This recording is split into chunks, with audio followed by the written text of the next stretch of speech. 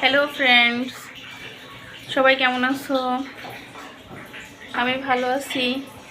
Ratna's BD food cooking চ্যানেলের পক্ষ থেকে সবাইকে স্বাগত।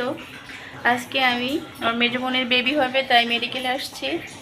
ওই যে বোন শুয়ে আছে, 6:30টার দিকে হয়তো বা ওর ওটি। আমরা কেবিনে আসছি, কেবিনে বসে আছি। তো 6টা পর্যন্ত অপেক্ষা করতে হবে, তারপরে ওর ওটিতে নিয়ে যাব। তো তোমরা পাশে থাকো, দেখতে থাকো, সবাই বোনের জন্য শুভ কামনা করো।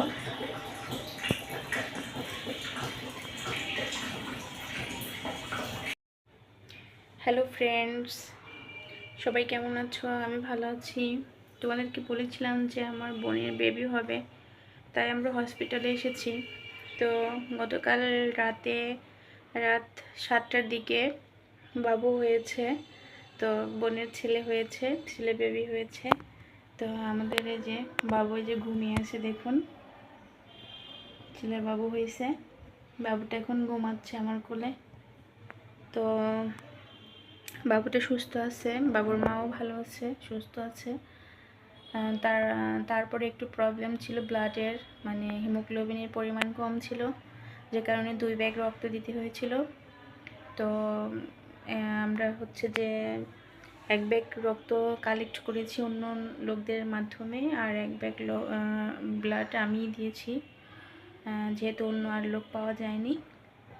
সেক্ষেত্রে আমার ব্লাড গ্রুপ ওর সাথে ম্যাচিং হয়েছিল, যে কারণে আমি 1 ব্যাগ রক্ত দিয়েছিলাম।